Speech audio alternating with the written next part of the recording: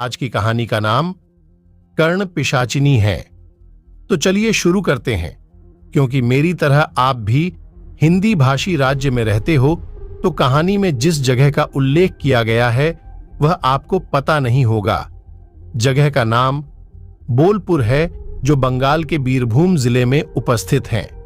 यह जगह ठाकुर रविंद्रनाथ टैगोर के शांति निकेतन विश्वविद्यालय और 51 शक्तिपीठों में से एक देवी कंकालेश्वरी कंकालीतला देवी के लिए प्रसिद्ध है, जो कोपाई नदी के किनारे कंकालीतला नामक गांव में उपस्थित है। यह मंदिर तांत्रिक व कापालिकों का बहुत प्रिय स्थान है, क्योंकि यहां देवी काली की मूर्ति जागृत बताई जाती है। यह कहानी इस वक्त की नहीं है। यह लगभग 1950-60 दशक की कहानी है, जब लोग दिन की हवा, छाया और रात को अनजाने भूत प्रेत के डर से सहमे रहते थे। जब सभी बीमारी व हानि को अशुभ शक्ति से जोड़ा जाता था, यह उस वक्त की कहानी है। यह भाद्रपद महीना अगस्त सितंबर है। विजयकांत नाम का एक आदमी पिछले 1 घंटे से चलता ही जा रहा है। बर्धमान से दोपहर में जब वह रेलगाड़ी में बैठा, उस वक्त सूर्य पश्चिम की तरफ रवाना हो रहा था। रेलगाड़ी जब बोलपुर स्टेशन में पहुंचा, तब सूर्यदेव अपनी लालिमा को आसमान में बिखेर कर खुद गायब हो गए थे। स्टेशन से बाहर निकलकर विजयकांत ने सबसे पहले कुछ खा लेना सही समझा। आज दोपहर में खाने के लिए ज्यादा कुछ नहीं मिला और रात को मिलेगा ऐसी आशा भी नहीं है, क्योंकि सही पते तक पहुंचने में कितना समय लगेगा उसे अब भी नहीं पता। यहां आने का कार्यक्रम सुबह था, लेकिन एक जरूरी काम में उलझकर आने में देरी हो गई। स्टेशन के बाहर 2-3 खाने का दुकान दिखाई दिया। बहुत सोचकर वह एक झोपड़ी जैसे दिखने वाले दुकान के अंदर गया। आसपास के सभी दुकान ऐसे ही हैं, लेकिन उनमें यही एक दुकान नया और साफ सुथरा दिखाई दिया। पूड़ी और आलू की सब्जी से उसने अपना आहार समाप्त किया। इसके बाद चलना शुरू कर दिया। वैसे भी चलने के अलावा कोई दूसरा उपाय नहीं है।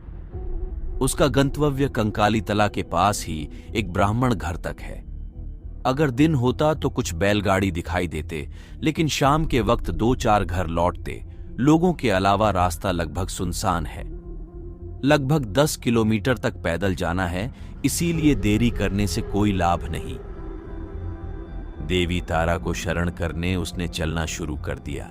चारों तरफ हरियाली ही हरियाली देखकर पहले अच्छा ही लग रहा था।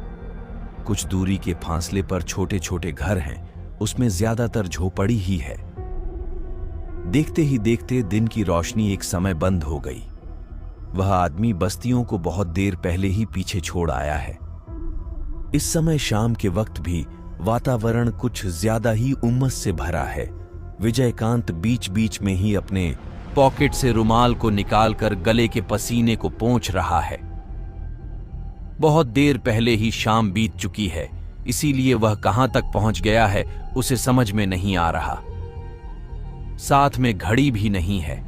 इस जगह पर वह पहली बार आ रहा है, इसीलिए रास्ता भी पहचानने में दिक्कत हो रही है। कुछ देर पहले तक रास्ते में जो भी मिलता उससे सही दिशा मालूम हो जाती, लेकिन अंतिम आदमी को उसने लगभग आधे घंटे पहले देखा था। वह आदमी रास्ते के पास वाले तालाब से नहाकर घर लौट रहा था। विजयकांत ने जब उससे अपने गंतव्य के बारे में पूछा था, तो उसने बताया कि देवी मंदिर के पास पहुंचने में अभी लगभग आधा घंटा और लगेगा। यह रास्ता कुछ दूर तक सीधा जाने के बाद दाहिनी तरफ मुड़ गया है। उसी तरफ सीधा चलने पर मंदिर के पास पहुंचा जा सकता है। वहां से आगे का रास्ता उसे किसी से पूछना होगा। विजयकांत द्वारा उस आदमी से रास्ता पूछकर आगे बढ़ते ही आदमी ने पीछे से प्रश्न किया, बाबूजी क्या शहर से आए हैं?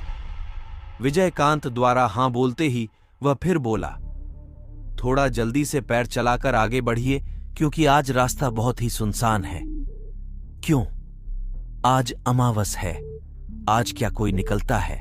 जाइए, थोड़ा जल्दी जाइए। और वैसे भी देवी माता के पास जा रहे हैं, डर कैसा? डर क्यों लगेगा? विजयकांत ने आश्चर्य होकर बोला। नहीं, कुछ नहीं।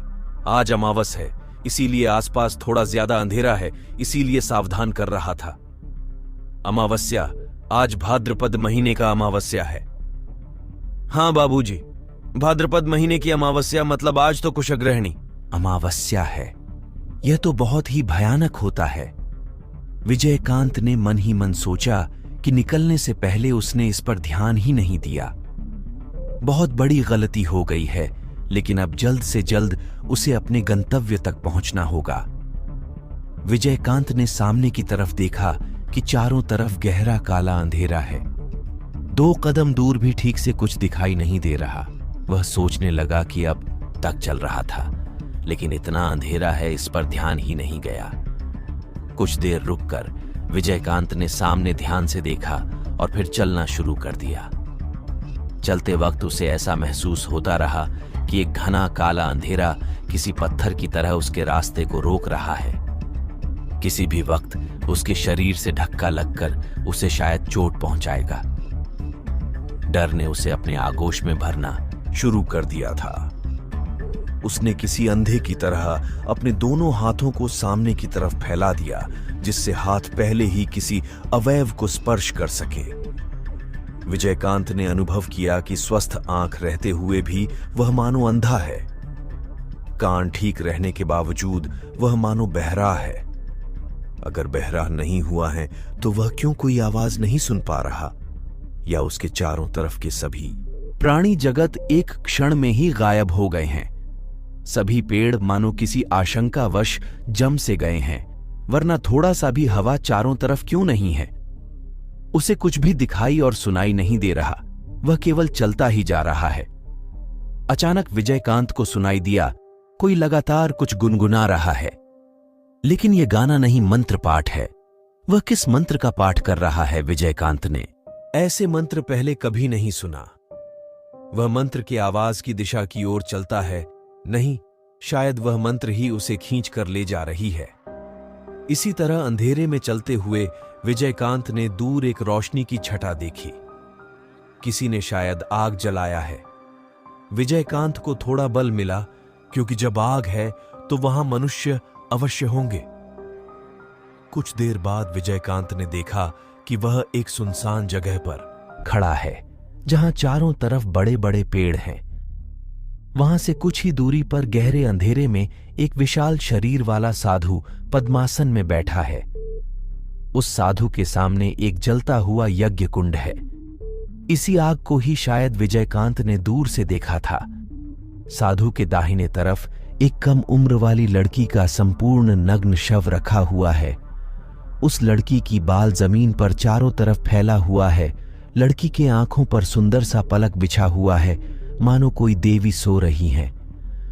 साधु का शरीर देखने में बलशाली है। उनके कंधे तक बड़े बड़े बाल, पहनावे में लाल धोती, माथे पर बड़ा सा लाल टीका, तथा वो लगातार मंत्र पाठ कर रहे थे।